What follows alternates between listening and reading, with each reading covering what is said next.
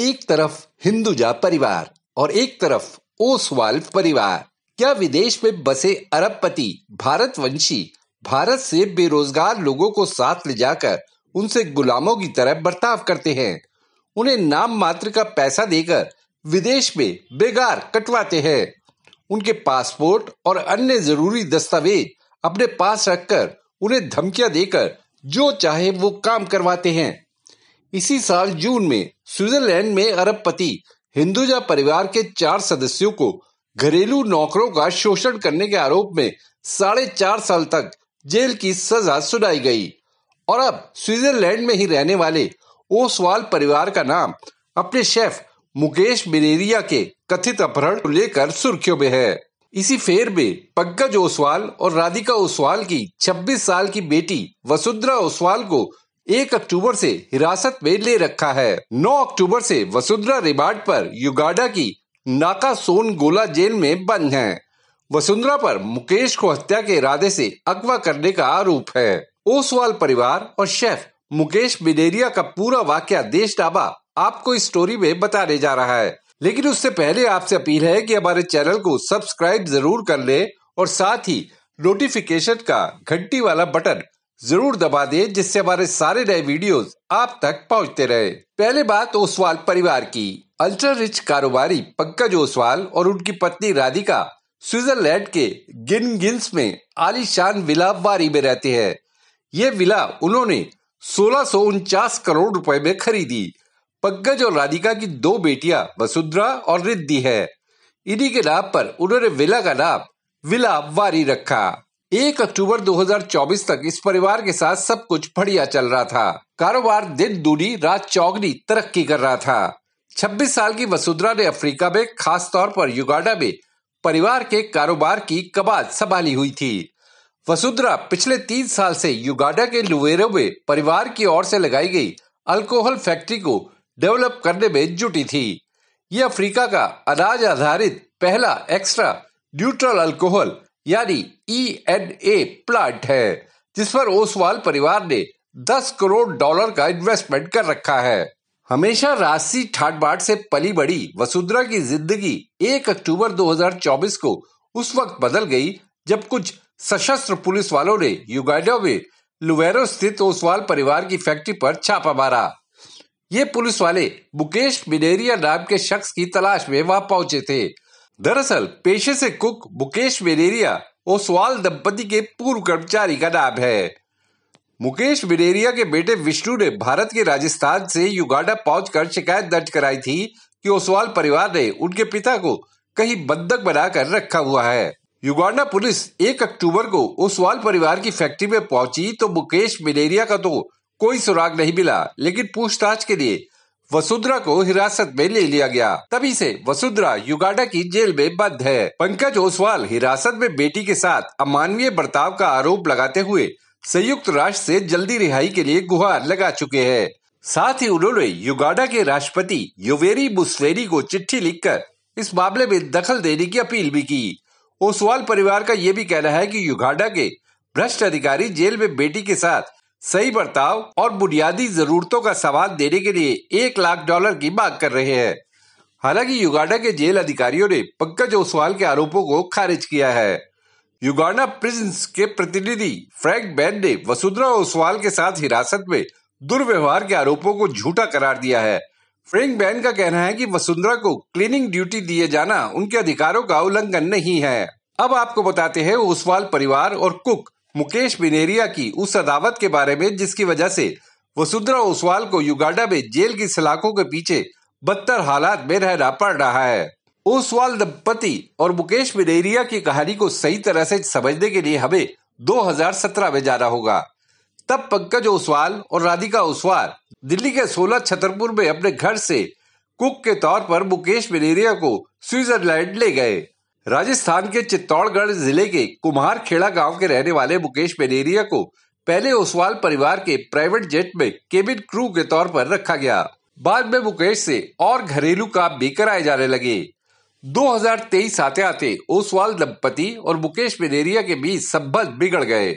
My father has said to Oswal family, I am going to India for my family.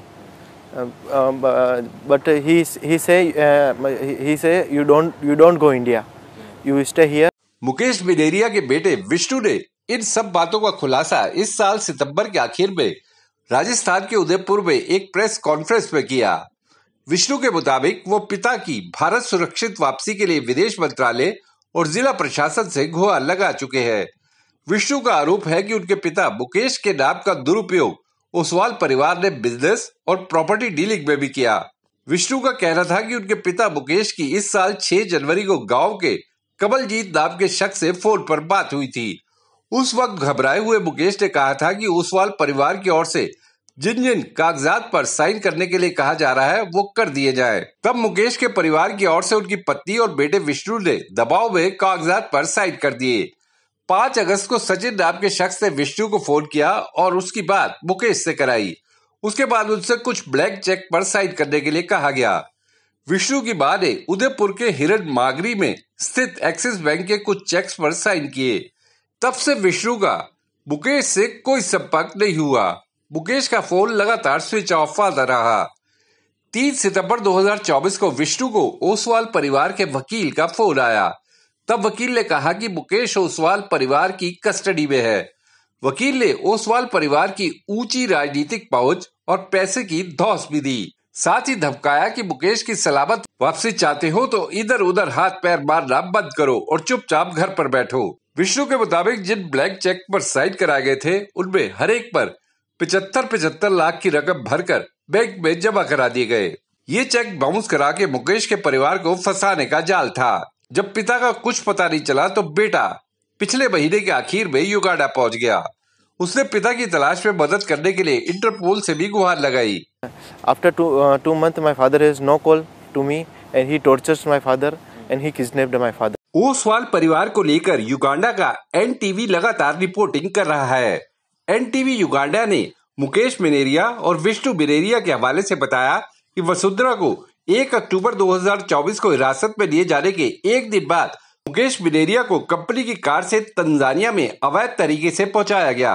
वहां मुकेश को बिना visa passport Tanzania में घुसने का आरोप में गिरफ्तार कर लिया गया। मुकेश के बेटे ने इंटरपोल को पहले ही मिसिंग पर्सन की इत्तला दे रखी थी। फिर मुकेश को दार एस सलाम ले जाया गया। वहां से मुकेश ने पंकज ओसवाल को फोन किया।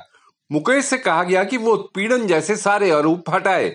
इस पर मुकेश ने सारे आरोप हटाने के लिए हामी भर दी। एनटीवी युगांडा की रिपोर्ट में मुकेश को कहते सुना जा सकता है कि उन्हें ओसवाल परिवार के किसी दोस्त के घर ले जाया गया। इनका कोई दोस्त था, वहां पे लेके गए। वहां परिवार की सुरक्षा की धमकी देकर किसी हलफनामे पर साइन कराए गए जो मुकेश ने डर के मारे कर दिए। इकोनॉमिक्स टाइम्स की रिपोर्ट के मुताबिक मुकेश का हलफनामा मौजूद है जो तंजानिया में कमिश्नर ऑफ ओथ्स की निगरानी में साइन किया गया। इसमें मुकेश ने अपना अपहरण किए जाने के आरोपों को खारिज किया। आखिरकार मुकेश अब अपने बेटे विष्णु के साथ तंजानिया से युगांडा पहुंच गए हैं और सुरक्षित जगह पर है। उधर ओसवाल परिवार का कहना है कि दिसंबर 2023 में मुकेश ने बेशकीमती सामान चुराया था जिसमें प्राइवेट जेट से राधिका ओसवाल की ज्वेलरी भी शामिल थी। इसके अलावा मुकेश ने $2 लाख का लोन भी लिया था जिसमें ओसवाल परिवार गारंटर था और बाद में मुकेश ने ये लोन वापस करने से इनकार कर दिया। पंकज ओसवाल के मुताबिक लोन के भुगतान से बचने के लिए मुकेश ने ओसवाल परिवार पर झूठे आरोप गढ़े। एनटीवी युगांडा की रिपोर्ट में मुकेश को यह कहते भी सुना गया कि जुलाई 2024 में ओसवाल परिवार की ओर से मुकेश को पहली बार स्विट्जरलैंड से युगांडा ले जाया गया। वहां एक अंधेरे कमरे में बंधक बनाकर रखा गया।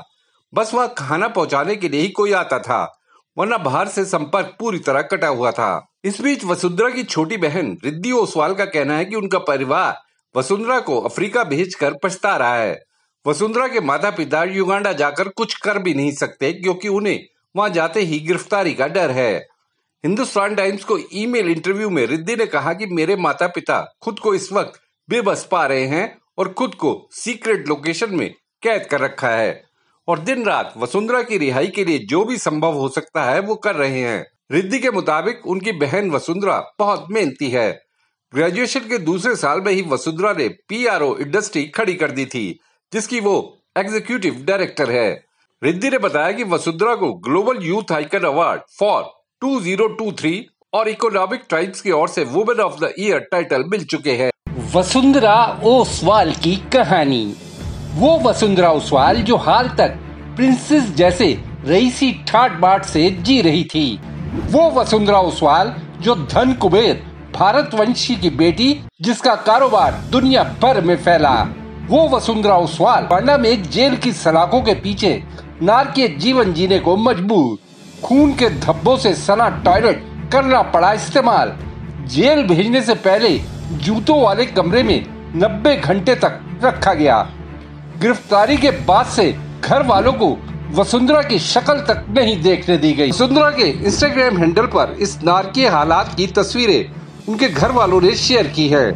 इन तस्वीरों के साथ ये भी लिखा है कि वसुंधरा को 5 दिन तक ना तो नहाने दिया गया और ना ही कपड़े चेंज करने दिए गए। अभी तक उन पर आधिकारिक तौर पर कोई चार्ज फ्रेम नहीं किए गए हैं। पंकज का कहना है कि उनकी बेटी की अगुवाई में अल्कोहल प्लांट तेजी से आगे बढ़ रहा था, जो पहले से काम कर रहे कंपटीटर्स को रास नहीं आया। तभी उनकी बेटी को झूठे आरोपों में फंसाने की साजिश रची गई। हालांकि पंकज ओसवाल यूएन और युगांडा के राष्ट्रपति को चिट्ठी भेज चुके हैं, लेकिन उन्होंने बेटी वसुंधरा की जल्द रिहाई के लिए अभी तक भारत सरकार से संपर्क नहीं किया है। ओसवाल ग्रुप की स्थापना 1970 में भारत में हुई। ये textile, chemicals, renewable energy, fertilisers, pharmaceuticals जैसे क्षेत्रों में एक्टिव है। साथ ही इसने इंटरनेशनल लेवल पर भी काफी एक्सपेंशन किया है।